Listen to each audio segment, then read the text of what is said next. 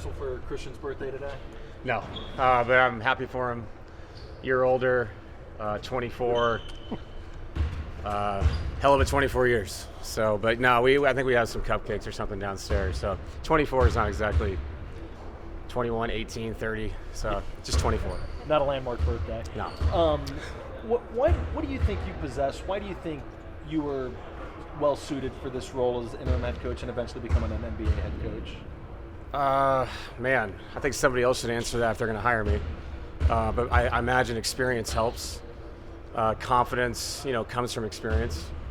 And, I've had a lot of it, even as a kid growing up in it, and locker rooms and all those things. But in this situation, probably just the comfortable feeling between me and the players who've known each other for a long time, especially the core guys, and then having a solid relationship with some of the newer guys because that was my job as the assistant coach. So leading them hasn't felt any different.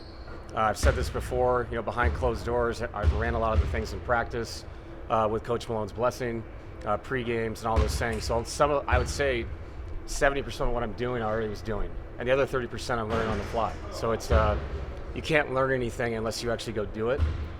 So I'm doing the best I can. I'm trying to learn minute by minute because you have to be humble in this. And things that you try that are new, you have to know when to throw that away, or man, that might really work. Let's stick to that, and the players believe in it. So yeah, I really mean that. Like, that's not for me to say. It's for me to do my job and somebody else to judge.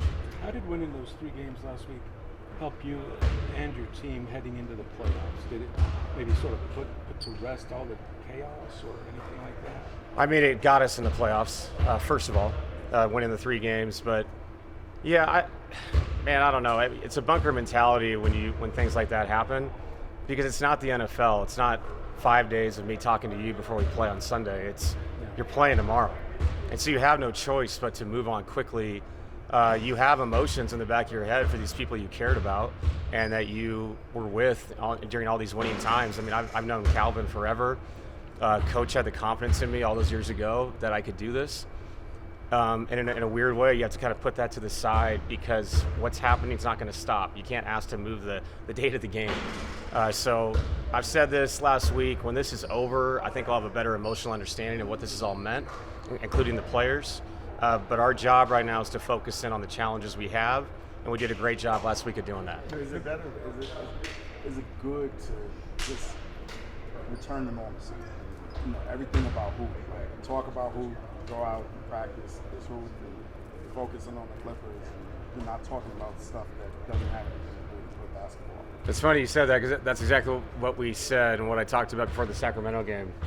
It was, we can talk about coverages and adjustments, don't, take care of the ball, all these things, got a defensive rebound to run, all the coaching cliches, but sometimes in sports, what you just said is true. You just got to go hoop. You got to go play. You got to clear your mind and get back to enjoying what you love doing. And in this league, with all the money and the media and the TV, there is moments where you feel very convoluted in what you're doing. But this is a kid's thing, man. This is basketball. This is fun. And we have to maintain that attitude professionally. But like you said, the fun part of this is to go hoop and play together. And the experiences you've had together and the triumphs you've had with our core guys. So getting back into that headspace, I think, was important. And in a weird way, I think because we played the very next day, I think that helped in a way. Let's just get out and play. Because sometimes that's the best medicine for, feeling anxiety and strife and the things that you're going through. When Kawhi led the Raptors to the championship, Yeah. he was considered, if not the best, right there in the league. That's been a while. How's he look right now to you? Closest thing to that, as far as fluidity. I still thought he was a completely dominant player in the bubble when we beat them, but a different kind of player, more in his spots, a little more rigid, and now he's a little more fluid like he was back then, and allows him to move his feet better defensively, it allows him to get to his spots quicker offensively. So yeah, this is a different version of him, we know that. And I talked about him yesterday. I mean, he's an all-time player, Hall of Fame, first ballot Hall of Famer, regardless of the games he's missed and the injuries he's been through. I think we all remember what it was in San Antonio and how shocked we were of how good this guy was and the steps he took with them. And then obviously the very next step in Toronto where it really took off and they made that run. So it's going to be a challenge having both guys out there on the floor. you're going to have to be responsible to the adjustments because they're going to be somewhere a lot. And Kawhi, like this fluid, we have to understand we have to get to spots quicker. This is not the guy we played in Orlando all those years ago. When you have a team that's so good in the half court, really on both ends, how important is it for you guys to really have a high transition game going to loosen things up kind of on either end? Yeah, I mean, we won the championship. It was incredible that we took our fast break numbers in the regular season into the playoffs, which is really challenging because the games really slow down. But I do think there's a commitment to running, and sometimes the statistics don't show how hard you're running offensively to push the pace a little bit. And if they're going to play a center like Zubats and some guys that play at a slow pace, you have to push them because their defense is great in the half court. And also, you have to be extremely active defensively because you got to find some easy points. And that's what they do really well in slow-paced games is they have those really active defenders. And you know what it's like, low possession games. If you can find a few layups here and there, or back in the day with Jeff and Bruce, a dunk here or there, CB does a great job of that. It goes a long way because the allotment of points is a lot different. And the game's a lot tighter. So you're exactly right. Our commitment to running will be a big deal. And we're going to need a lot of help off our bench because doing that for the 5 guys that start, they can't do that for 42 minutes. They can do it, try to get them in the 30s. I don't know if that's going to happen, but you have to commit to the running, like you said, to make things easier on yourself. A few games back, you had mentioned that it was a deliberate strategic choice to have the ball flow through Jokic a little bit less, just slightly less. Yeah. How much of that do you think frees him up to use more energy on the defensive end, and is that part of the thinking with that? It is, and it's also, I don't think it's possible to win what we want to win with him just going 1-on-3, 1-on-4.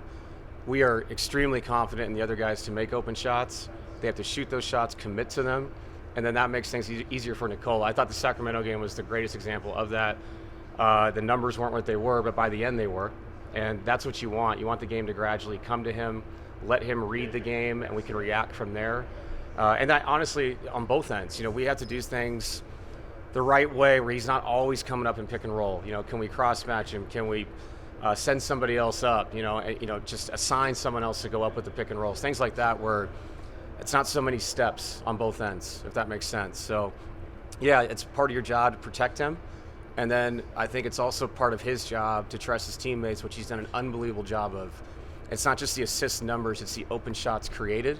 And in the playoffs, you can live and die with wide open shots. You have to. That's the way this thing works. I've brought this up before. Some of the greatest teams of all time, you're going to remember their star players, but I know watching my father lose to the Lakers, you can talk about Kobe and Shaq all you want. It was Derek Fisher, Rick Fox, and Robert Horry. Those guys made shots. That's why it loosened the game up for Kobe and Shaq. So you need that. You need that from your team, and I have great confidence in these guys that they can do it. Is that a conversation, though, that you had with Nikola beginning and maybe even throughout, just saying, hey, I think this is best, taking the ball out a little bit of your hands? Yeah, we talked about, just because he's so big on just shoot it, just shoot it, just shoot it. And I think the guys have to give him the feeling that I want it. Like, throw me the ball and shoot it confidently. But the other part of that is there's trends. And we're seeing more of this basically triple team wherever he is. And more teams are watching other teams that have done that, and they're trying to implement it.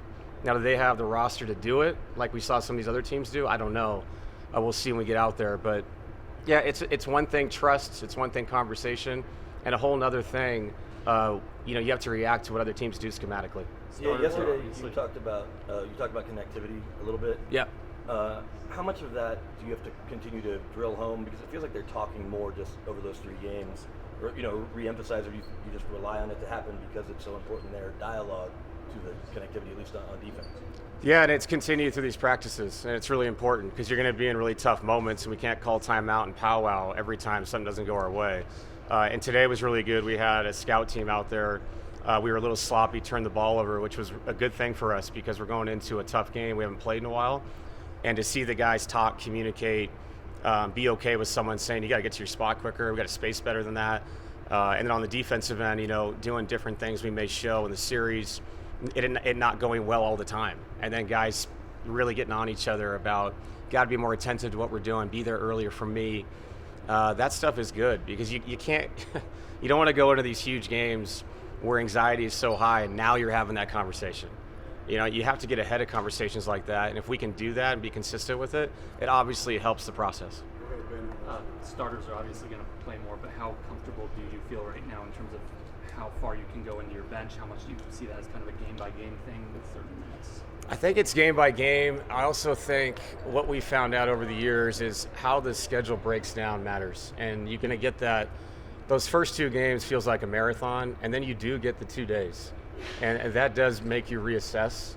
And obviously you're talking to the medical staff about where guys are at. It's not a time to be stupid. But the good thing is I see a lot of confidence with the players we have coming off our bench throughout this whole week. And now they have a little bit of experience underneath their belt. Obviously Jalen does not. But Jalen got to play in some big games. And I mean this, the Sacramento game felt like a playoff game. And he seemed very comfortable in it. And his shot's been falling this week. And so you have to rely on those guys. And you guys all know this, how the playoffs are. It may only be for 4 minutes. It may be a 4-minute run. So give me everything you got for 4 minutes. Be as clean as you can be as confident as you can be. When you're open, shoot the ball, test yourself defensively, live on that side of aggression. And it's okay, because fail or succeed, somebody else is coming back in. So give it everything you have with the minutes that you're going to get. And if we can do that, you know, I think that'll help us succeed. Thank you, Coach. Thank you. Thank you.